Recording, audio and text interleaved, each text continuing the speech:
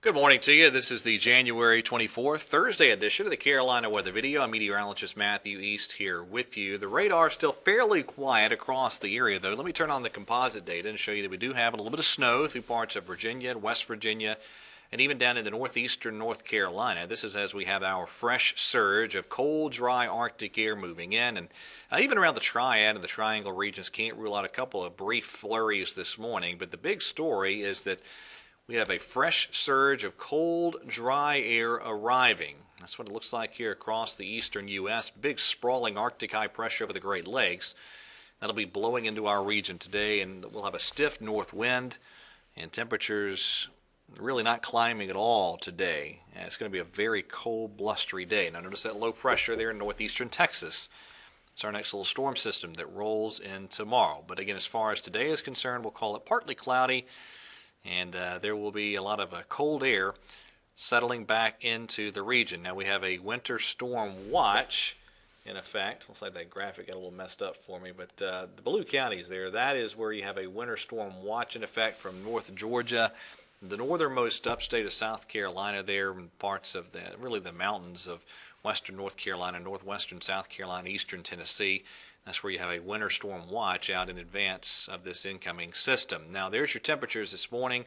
31 degrees in Greensboro, 32 in Raleigh, 40 in Charlotte. This is really about as warm as we're going to be all day as this cold air begins to blow on in. Now, our dew point's a little bit higher this morning, just ahead of this fresh surge of cold, dry air, but those dew points will again be dropping as the day and night unfold ahead. Now, here's what it looks like on Stormcast as we go through today. Pretty quiet stuff. But then we get into tomorrow, and there comes that next system beginning to march our way. Stormcast now picking up on the precipitation chances with this system. So let me just kind of show you a Stormcast here, or the RPM modeling. This is going to be valid tomorrow at around 11:30. And that pink color, that is where it's indicating ice potential. That kind of orangish pink, that's where it's indicating sleet. And, of course, the blue shades are snow. All right, a little bit further out in time tomorrow. This is 3 in the afternoon Eastern time. You see that precipitation spreading into the Carolinas. Some sleet for the upstate and northeast Georgia. Some ice a little further south into Georgia. And then we go out a little bit later into tomorrow right there. This is out at, let's see, that'll be 6 o'clock tomorrow in the evening.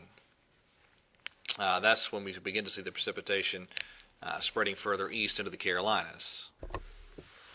And you notice the RPM modeling actually indicating the snow staying the predominant precipitation type across most of North Carolina. And finally, that system presses even further to the east. We get there we go.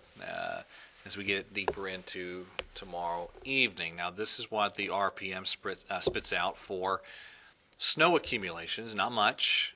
As I've been indicating, this is going to be a low kind of a QPF event, a low precipitation total event, but it could be a fairly high impact event due to very cold ground conditions and the probably easy propensity for the precipitation that falls to cover most surfaces, including roadways.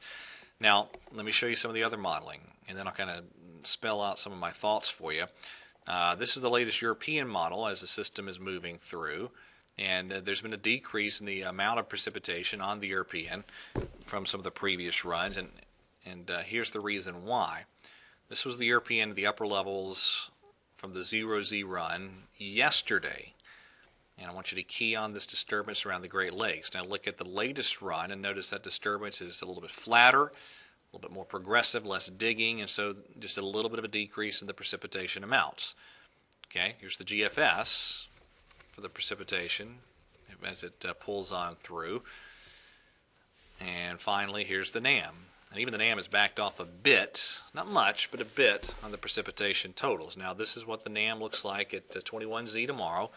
Up at 5,000 feet, your freezing line at that point in time is a little bit north of I-40. So the NAM has gotten a little bit warmer on some recent runs. But your surface temperatures below freezing in all the favored cold air damming areas. Let's see, there's your freezing line down to the upstate of South Carolina and even northeastern Georgia sub-freezing. Now you go 3 hours later as that precipitation continues to advance eastward. This is out at 7 o'clock in the evening tomorrow.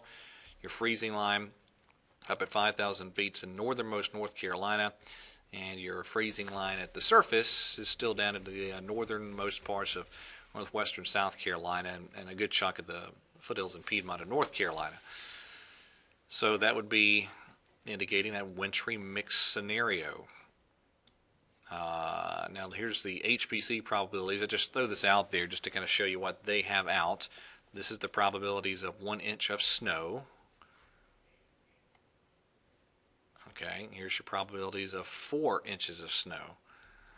And then as far as ice is concerned, here comes the probabilities of a tenth of an inch of ice. And finally, there's the probabilities of a 1/4 inch of ice. So let me kind of go back to, I guess I'll just pick this view right here and kind of spell out some of my thoughts. Looking through some of the Buffkett soundings, and I'll say this, the SREF modeling, the short range ensembles, are a little bit colder than the NAM. So I still think really, say roughly the I-40 area onto the north, it's probably still going to be mainly snow, especially for the triad. We'll say mainly snow, maybe some sleet mixing in. South of I-40, places like Charlotte, I think you're looking at sleet ending in some freezing rain. And the same deal for the northernmost parts of the upstate of South Carolina, mainly freezing rain, I think, when you get further down toward North Georgia. And again, this is not going to be a huge crippling winter storm, but it could be enough certainly to cause some travel difficulties by tomorrow afternoon and tomorrow evening in many spots across the region. The ground is very cold. Now the air is dry, so you're going to be looking at the radar tomorrow morning. There's going to be stuff all over the radar, but most of that's going to be evaporating before it hits the ground. Probably the precipitation for the Carolinas holding off until at the earliest late morning, the earliest late morning, but I think mainly for the Piedmont it's going to be an afternoon event tomorrow. So again, we'll see how this unfolds. Still working on these ideas in terms of exact amounts of accumulations. We're talking about, a tenth to 2/10 of an inch of liquid equivalent precipitation. So a lot of not a lot of wiggle room to work with these amounts, but it could be maybe toward the Virginia border, a 1 to 3 inch type of snow for the triad, maybe an inch, maybe 2, depending on how much sleet mixes in, and then you're dealing with some type of mixture of sleet and snow down around Charlotte into the upstate in North Georgia. All right, that's it for right now. Everybody have a wonderful day, and God bless.